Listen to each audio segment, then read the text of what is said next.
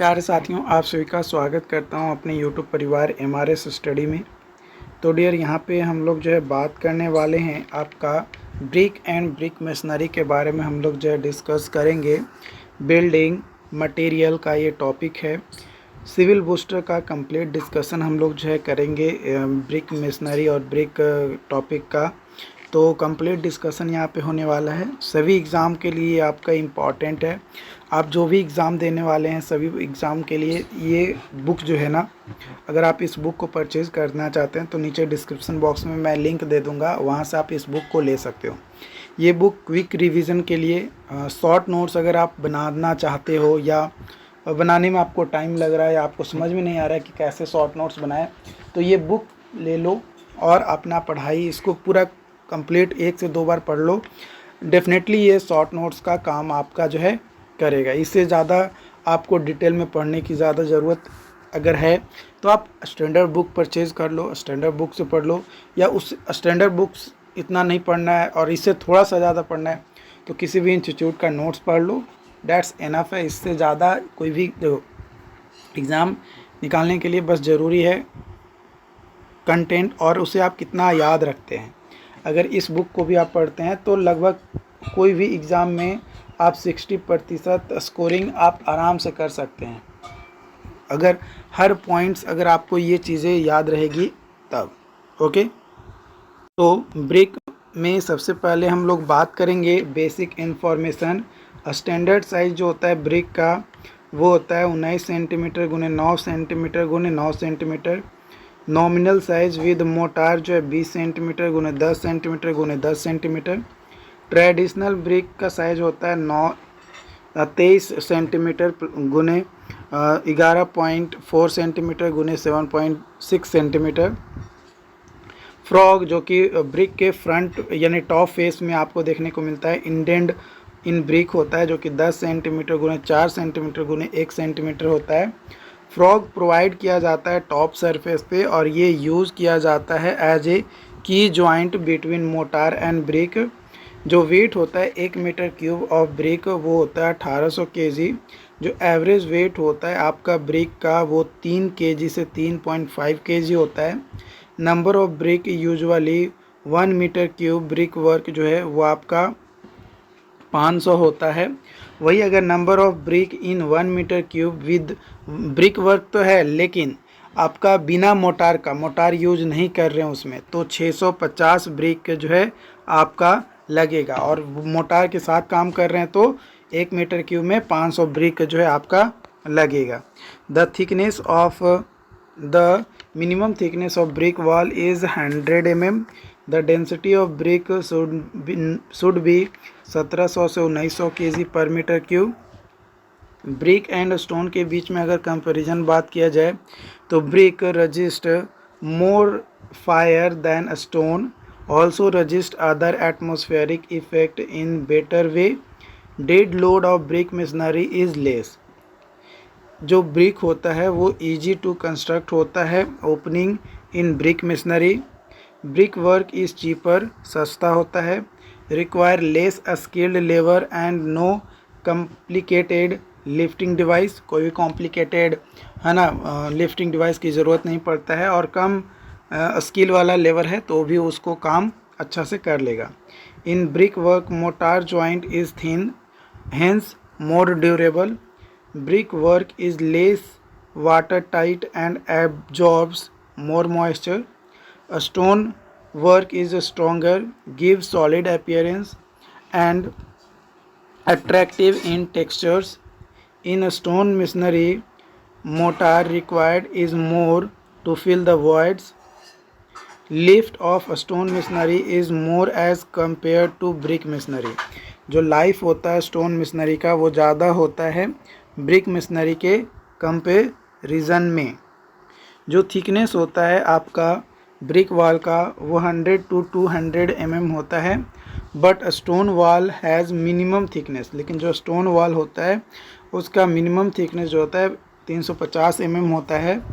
Stone machinery do not require external plaster, external plaster को require नहीं करता है। And maintenance cost is low, और जो मेंटेनेंस कॉस्ट होता है वो कम होता है।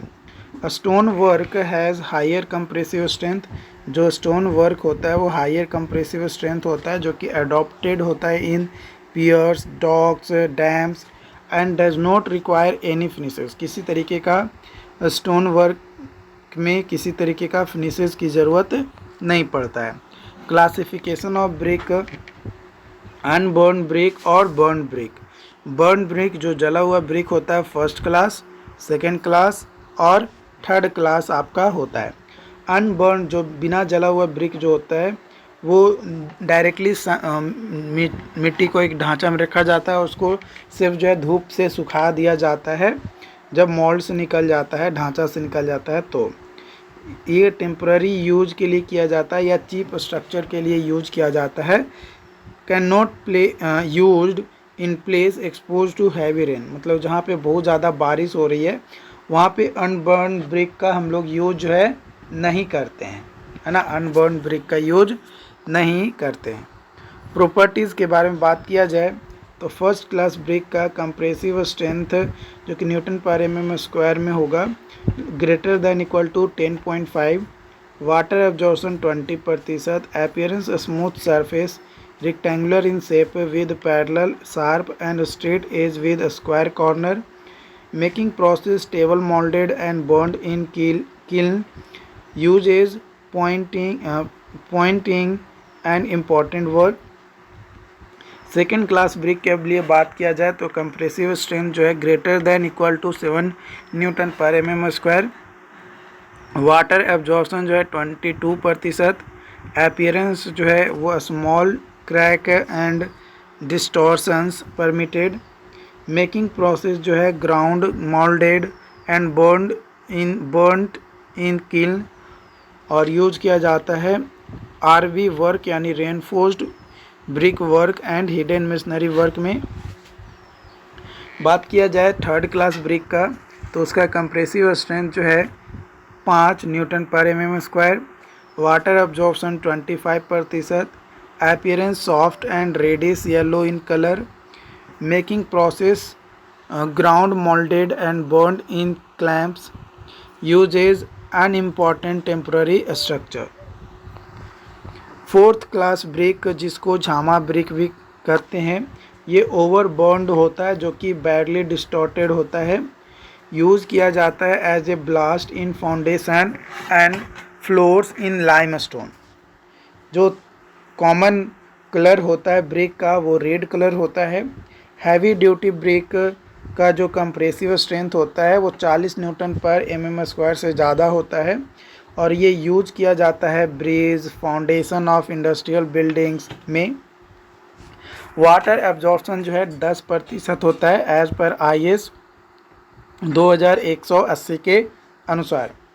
रिफैक्ट्री ब्रिक, इसकी कई सारे क्वालिटीज़ होते हैं, जैसे ये जो रिफैक्ट्री ब्रिक्स होते हैं ये ब्रिक कैपेबल होता है आपका रजिस्टिंग हाई टेम्परेचर को रजिस्ट करता है, जो कि अप टू 1800 डिग्री सेल्सियस होता है, विदाउट मेल्टिंग एंड सॉफ्टनिंग, बिना मेल्टिंग और सॉफ्टनिंग के।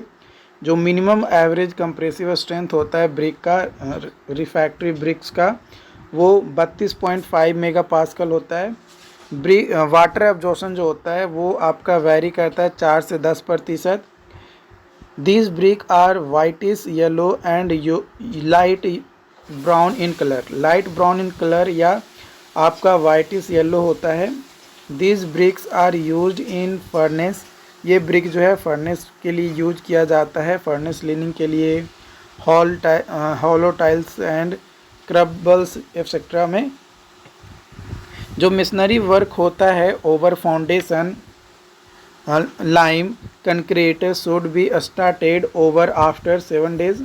इन सीमेंट कंक्रीट में जो मिशनरी वर्क होता है over foundation concrete main be started after 2 days of its laying, 2 days of its laying. Constituent के बारे में बात किया जाए तो सिलिका जो है सबसे ज़्यादा होता है ब्रिक में 50 to 60%, ये प्रोवाइड करता है, इसका फंक्शन होता है स्ट्रेंथ प्रोवाइड करना, hardness, durability to brick. Alumina जो है ये प्लास्टिसिटी टू ब्रिक को प्रोवाइड करता है, लाइम जो है less than 5% act as a flux, ये काउज करता है silica to fuse during burning and binding particles together. Iron oxide 5 से 6% एक्ट एज फ्लक्स, इसका ये प्रोवाइड करता है रेड कलर और इम्प्रूव इम्परमेबिलिटी एंड ड्यूरेबिलिटी को। मैग्नीशिया लेस देन 1%, जो कि येलो टिंट आपको देता है। Properties of good brick, brick should have uniform size, parallel sides and sharp edges. Brick earth should be free from stone, grades, organic matters etcetera. जो bricks होते हैं should not be too smooth to cause slipping mortar. On stretching a brick by finger nail, no impression should be made. Metallic sound is produce, metallic sound जो है produce होता है when brick are struck together. Water absorption जो है less than 20% होता है of its dry weight. Crushing strength जो है greater than 10 newton per mm square.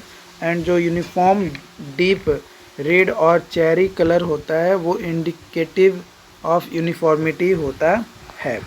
Harmful ingredient in brick earth, lime if excess, lime अगर access होगा तो जो कलर होगा ब्रिक मिशनरी का वो येलो फ्रॉम रेड, रेड से येलो हो जाएगा। Lumps of lime absorb moisture, जो लम्स होते हैं लाइम का वो मॉइस्चर को एब्जॉर्ब कर लेगा, स्वेल करेगा और कॉज करेगा डिसइंटीग्रेशन ऑफ ब्रिक को। अल्कलीज, अल्कलीज जो है ब्रिक में अगर प्रेजेंट है तो इन्फ्लोरोसेंस को बढ़ाएगा और जो ब्रिक है वो मेल्ट एंड लूज शेप हो जाएगा।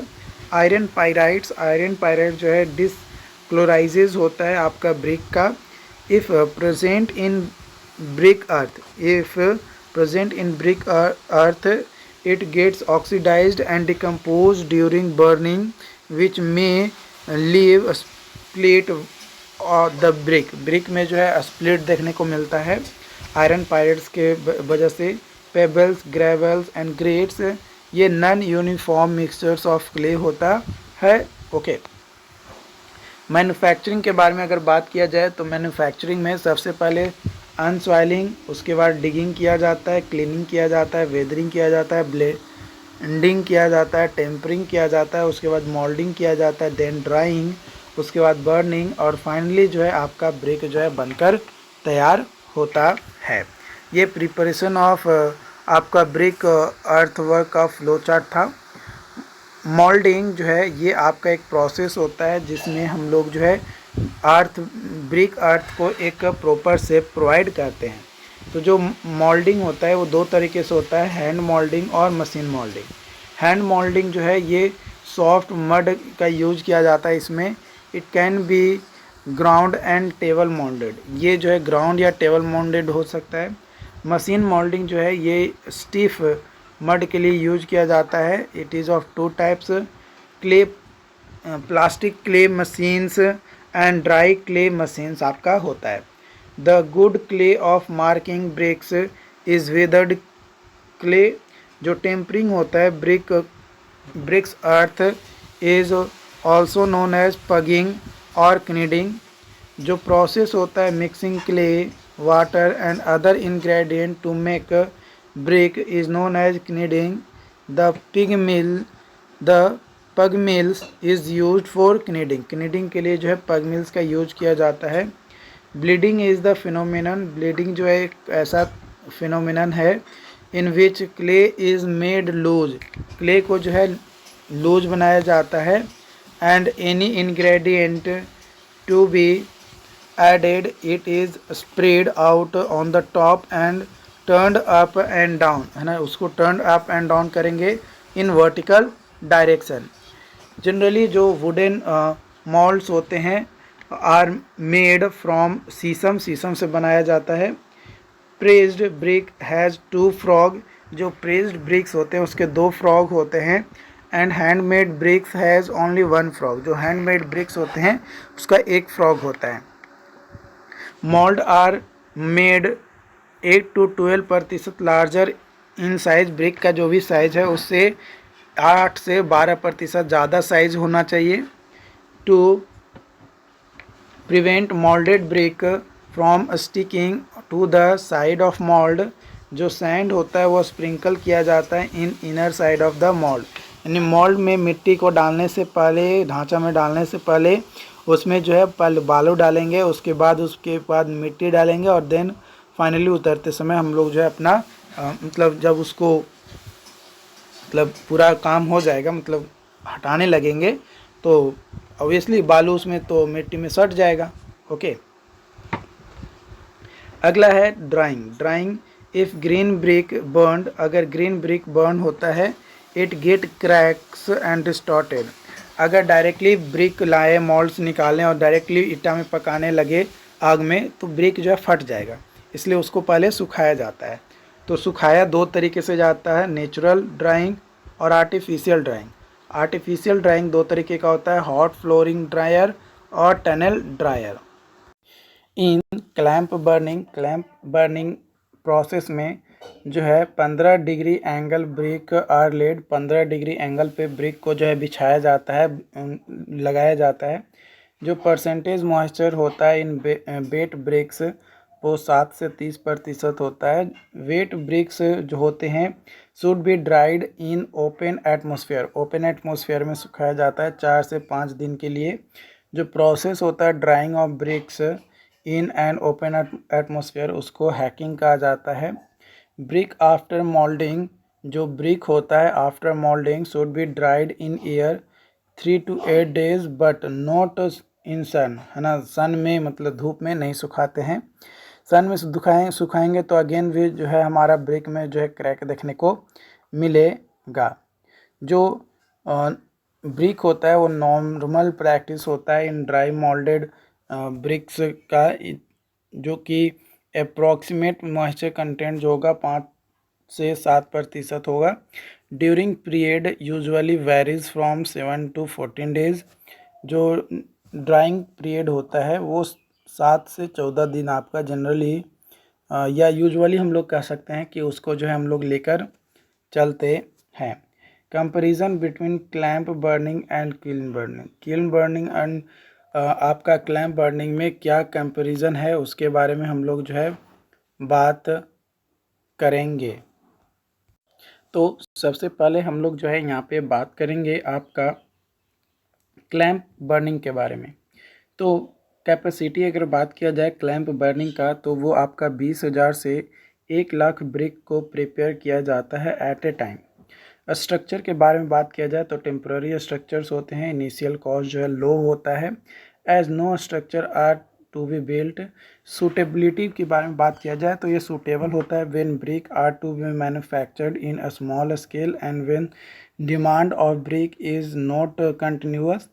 जो रेगुलेशन ऑफ फायर होता है वो आपका नॉट पॉसिबल होता है to control and regulate fire during the process of burning and skilled जो सुपरवाइजन होता है वो आपका नो नेसेसरी, कोई नेसेसरी नहीं है, ज़रूरी नहीं होती है आपका throughout the process of burning. Cost of fuel जो होता है लो होता है as grass load during litter and etcetera may be used. और क्वालिटी ऑफ ब्रिक जो होता है वो आपका जो है percentage of good quality of brick जो है स्मॉल होता है, अबाउट 60% ही होता है। और जो टाइम ऑफ बर्निंग और कूलिंग जो होता है वो 2 से 6 महीना आपका रिक्वायर लेता है for burning and cooling of brick. Wastage of heat जो है there is considerable wastage of heat from top and side and hot fuel gas is not properly utilize. जो हॉट फ्यूल गैस निकलता है जब जलाया जाता है क्लैंप बर्निंग में तो उसका कोई यूज नहीं किया जाता है। ठीक है, अब बात करते हैं हम लोग यहाँ पे किल्न बर्निंग जो है इसकी कैपेसिटी जो है एवरेज 25,000 ब्रिक होता है पर डे के हिसाब से। ये परमानेंट स्ट्रक्चर्स होता है। जो इनिशियल कॉस्ट होता है, जो किल्न बर्निंग है ये आपका परमानेंट स्ट्रक्चर होने के कारण से इसका जो कंस्ट्रक्शन कॉस्ट होता है वो आपका बढ़ जाता है। सूटेबिलिटी बात किया जाए तो सुटेबल होता है when brick are to be manufactured on large scale पे जब ब्रेक की ज़रूरत पड़ती है और कंटिन्यूस डिमांड होता है ब्रेक का, तो उस कंडीशन में जो है ये क्या होता है आपका सुटेबल होता है। रेगुलेशन बात किया जाए फायर का, तो आपका कंट्रोल रेगुलेशंस होता है फायर का जब प्रोसेस आपका होता है बर्निंग का। स्किल्ड सुपरविजन्स की जो है कंटिन्यूस स्किल्ड सुपरविजन की ज़रूरत पड़ती है। कॉस्ट ऑफ फ्यूल बात किया जाए तो हाई होता है क्योंकि कोल डस्ट जो है इसमें यूज किया जाता है। क्वालिटी ऑफ ब्रिक जो होता है वो गुड क्वालिटी ऑफ ब्रिक होता है एज कम्पेयर टू जो क्लैंप बर्निंग था उसके। Time of burning on cooling जो बात किया जाए तो एक्चुअल टाइम ऑफ बर्निंग जो है 24 घंटा होता है, लेकिन अबाउट 12 दिन तक जो है इसको ठंडा किया जाता है, यानी ठंडा करने के लिए 12 दिन की ज़रूरत पड़ती है। वेस्टेज ऑफ हीट जो होता है यानी जो हॉट फ्यूल गैस होता है उस वो यूज़ किया जाता है in drying and pre heat raw bricks को, और hence the wastage of heat is the least. इसमें जो फ्यूल निकलता है, हॉट फ्यूल निकलता है, उसके यूज़ किया जाता है जो ड्राइंग करने के लिए जो ब्रिक होता है उसको, और जिसमें जो वेस्टेज होता है हीट का बहुत ही कम होता है। बर्निंग के बारे में बात किया जाए तो बर्निंग जो है ओवर बर्न ब्रिक जो होता है बिकम ब्रिटल, अगर बहुत ज़्यादा जला देंगे तो ब्रिटल बन जाएगा। सो अंडर बर्न ब्रिक हमें जो है ज़रूरत पड़ती है जो कि सॉफ्ट होता है और hence can not be carry load. अगर अंडर बर्न ब्रिक है तो भाई वो लोड को कैरी नहीं करेगा, ओवर बर्न ब्रिक है तो ब्रिटल होगा। यानी इस तरीके से हम लोग उसको बर्न करते हैं ताकि वो प्रॉपर मॉइस्चर को गेन कर सके, और बर्निंग प्रोसेस को कंट्रोल करके किया जाता है। तो जो किल्न होता है वो दो तरीके का होता है, इंटरमिटेंट और कंटिन्यूस। इंटरमिटेंट को जो है हम लोग क्या कहते हैं, इलाहाबादी किल्न, ठीक है। कंटिन्यूस जो है आपका वुल ट्रेंच होता है, हॉफमैन होता है और टनल होता है। जो वुल ट्रेंच होता है उसको सेमी कंटिन्यूस, हॉफमैन को कंटिन्यूस कहा जाता है।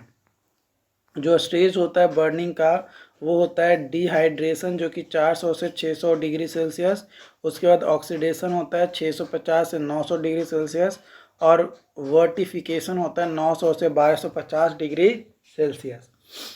बात किया जाए बुल ट्रेच किल्न की, तो बुल ट्रेच किल्न जो होता है उसकी जो बर्निंग कैपेसिटी होती है वो 3 लाख होता है इन 12 दिन, और पॉपुलैरिटी मोर पॉपुलर होता है बिकॉज लेस इनिशियल कॉस्ट होता है। ड्राइंग स्पेस जो होता है वो required more space for drying of brick को सुखाने के लिए बहुत ज़्यादा स्पेस की ज़रूरत पड़ती है। इनिशियल कॉस्ट जो है कम होता है। नेचर जो होता है वो सेमी कंटिन्यूस होता है in loose sense. Cost of fuel जो होता है high as consumption of fuel is more. Quality of brick जो होता है percentage of good quality is small. Suitability के बारे में बात किया जाए तो ये सूटेबल होता है when demand of brick in monsoon is not continuous.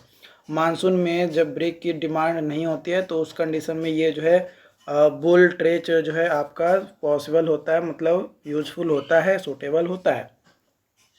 Hoffmann kiln के बारे में बात किया जाए तो इसकी जो बर्निंग कैपेसिटी होती है एक सीजन में 12 लाख ईटा होता है। पॉपुलैरिटी कम पॉपुलर होता है क्योंकि इनिशियल कॉस्ट बहुत ज़्यादा लगता है। ड्राइंग स्पेस कम ज़रूरत पड़ता है क्यों ऑफ ब्रिक को सुखाने के लिए। इनिशियल कॉस्ट हाई होता है। नेचर जो होता है वो परफेक्टली कंटिन्यूस होता है। कॉस्ट ऑफ फ्यूल जो है कम होता है as compare to fuel is less required. Fuel जो है कम ज़रूरत पड़ती है इसलिए। क्वालिटी ऑफ ब्रिक के बारे में बात किया जाए तो percentage of good quality of brick ज़्यादा होता है। सूटेबिलिटी के बारे में बात किया जाए तो सूटेबल होता है when demand of brick is through out the year, मतलब जब पूरे सालों भर ईंटा की ज़रूरत पड़ती है, ईंटें की ज़रूरत पड़ती है, तो उस कंडीशन में जो है हॉफमैन किल्न का यूज़ करके हम लोग जो है ईंटें को पकाते हैं। टेस्टिंग ऑफ ब्रिक का डायमेंशन टेस्ट जो कि IS 1077 में आपका पढ़ना है उसके बारे में मतलब आपको जानना पड़ेगा।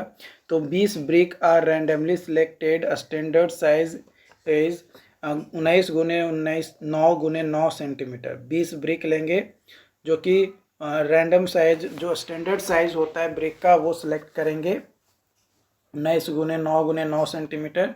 तो जो मॉडुलर ब्रिक होगा उसका डायमेंशन और टॉलरेंस वैल्यू के बारे में बात किया जाए तो अगर मॉडलर ब्रिक का लेंथ अगर डायमेंशन है 380 mm तो tolerance value plus minus 80 mm, width 180 mm है तो प्लस माइनस 40 mm, हाइट अगर 9 सेंटीमीटर है तो 180 mm डायमेंशन है तो plus minus 40 mm tolerance value लेकर चलेंगे, और 4 सेंटीमीटर हाइट है तो डायमेंशन अगर 80 दिया गया है तो टॉलरेंस वैल्यू जो है प्लस माइनस 20 लेकर 20 mm लेकर चलेंगे। कंप्रेसिव स्ट्रेंथ टेस्ट जो कि IS 3495 पार्ट 1 के अंतर्गत है। Brick are immersed in water for 24 hours, 24 घंटे के लिए पानी में ईंट को डुबाते हैं। देन टेक आउट, उसको फिर बाहर निकाल लेते हैं। Frog filled with 1:3 motor, frog को जो है 1:3 मोटर के साथ फिल करते हैं। कवर्ड विद ग्यूनी बैग्स से उसको कवर कर देते हैं। For 24 hours again emerged in water, और फिर पानी में उसको 3 दिन तक डुबाएंगे और उसके बाद उसको बाहर निकालेंगे। बाहर निकालने के बाद उसको जो है कंप्रेशन टेस्टिंग मशीन पे रखेंगे और 14 न्यूटन पर mm स्क्वायर के रेट से उस पर जो है कंप्रेसिव लोड लगाएंगे। तो वो जितना लोड सहेगा, जब तक वो क्रैश ना हो जाए, क्रश ना हो जाए, तब तक जो भी लोड लगेगा उसको जो है वो लोड पर mm स्क्वायर को ही जो है हम लोग क्या कहेंगे, कंप्रेसिव स्ट्रेंथ कहेंगे। तो इस तरीके से कंप्रेसिव स्ट्रेंथ को कैलकुलेट कर सकते हैं। वाटर एब्जॉर्प्शन टेस्ट जो है IS 3495 part 2, rapid test IS 3495 part 4 और इन्फ्लोरेसेंस टेस्ट IS 495 पार्ट 3 के अंतर्गत जो ब्रिक होता है उसको रखा जाता है इन ग्लास डिस्क जिसका डायमीटर जो है 150 mm होता है, with water up to 25 mm till entire water is absorbed और इवेपोरेटेड, या तो एब्जॉर्ब कर लेगा या इवेपोरेट हो जाएगा। Again water is filled with 25 mm, और फिर से पानी जो है 25 mm तक रखेंगे। allowed to absorbed and evaporated, then area of white patches is required। तो जो एरिया होगा वाइट पैचेस मेजर जो करेंगे उसी को जो है इन्फ्लोरेसेंस टेस्ट उससे जो हम लोग करेंगे। कुछ स्पेशल पॉइंट्स जो कि IS 3102 में जो कि classification of burn clay solid brick के बारे में बताता है, और IS 2212 जो है Indian standard code of practice for brick work आपका होता है। डिफेक्ट इन ब्रिक के बारे में बात किया जाए तो over burning brick loss their shape,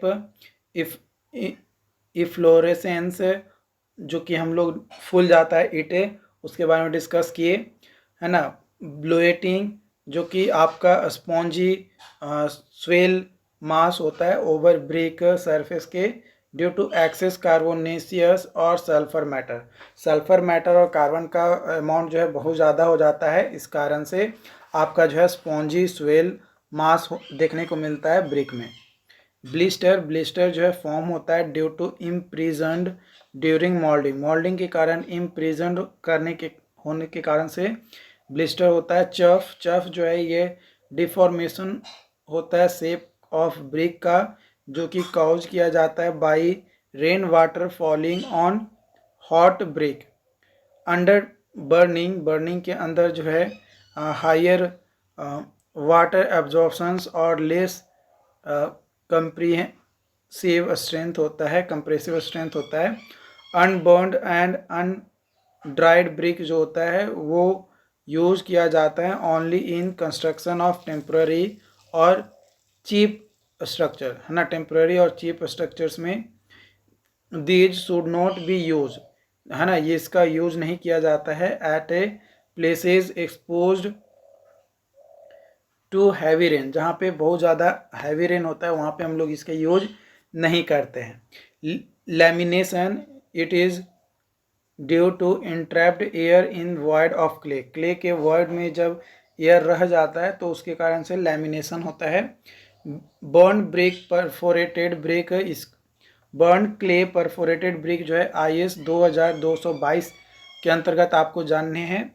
hollow bricks are also called as perforated bricks, जो हॉलो ब्रिक्स होता है वो यूज किया जाता है फॉर साउंड हीट और डैम प्रूफ वर्क के लिए and same time thermal insulation as these are light in weight, है ना, लाइट हल्का वेट में होता है, इस कारण से थर्मल इंसुलेशन के तौर पे भी यूज किया जाता है।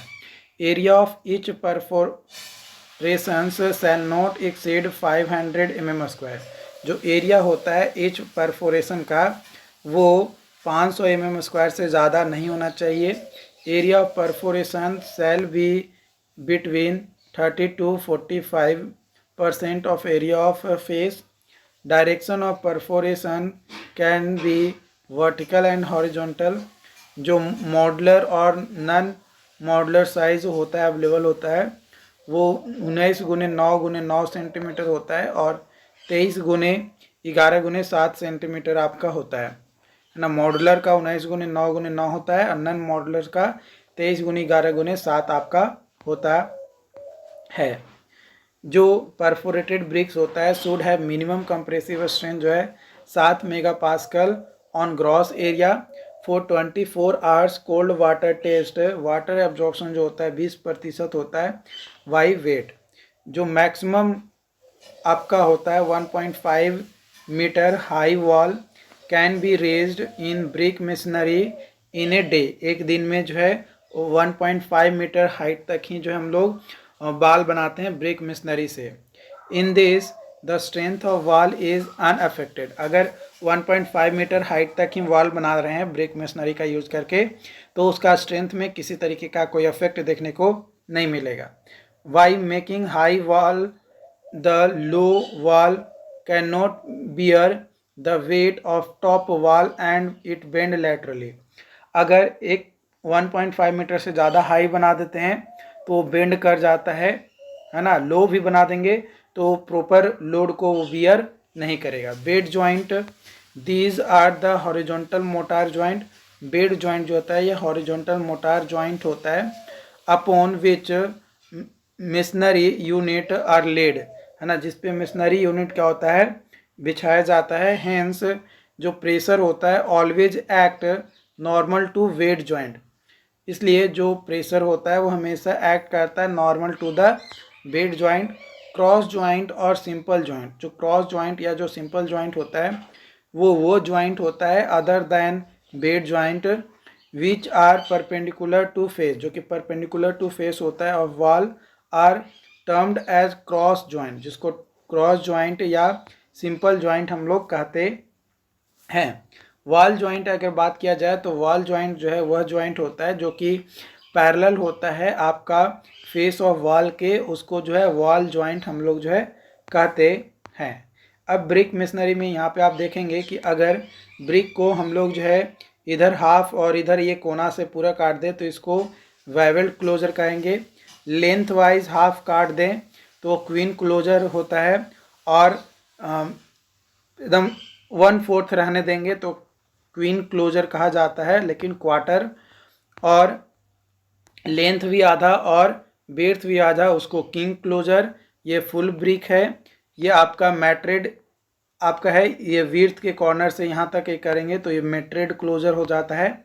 और विर्थ वाइज आधा काटेंगे तो हाफ बैट होता है, 1/3 काटेंगे तो 3/4 बैट और विर्थ वाइज आधा इंक्लाइन काटेंगे तो बेवल्ड बैट आपका होता है। रूल्स ऑफ बॉन्डिंग, बॉन्डिंग का रूल्स क्या होता है? Lap should be minimum 1/4 of brick along the length of wall और half brick across the thickness of wall. जो हाफ ब्रेक होता है across the thickness of wall और 1/4 ब्रेक जो होता है along द वॉल आपका यूज किया जाता है। Vertical joint in the alternate course should be along the same perpend, है ना, सेम परपेंड होता है। जो स्ट्रेंथ होता है मोटार का in masonry wall should be equal to masonry unit के इक्वल होता है। ये जो प्रिफरेबल होता है आपका to provide every 6th course as header course, है ना, हेडर कोर्स के तौर पे जो है उसको प्रोवाइड करना प्रिफरेबल आपका होता है। टाइप्स ऑफ बॉन्ड के बारे में अगर बात किया जाए तो टाइप्स ऑफ बॉन्ड आता है आपका, सबसे पहला है स्ट्रेचर बॉन्ड।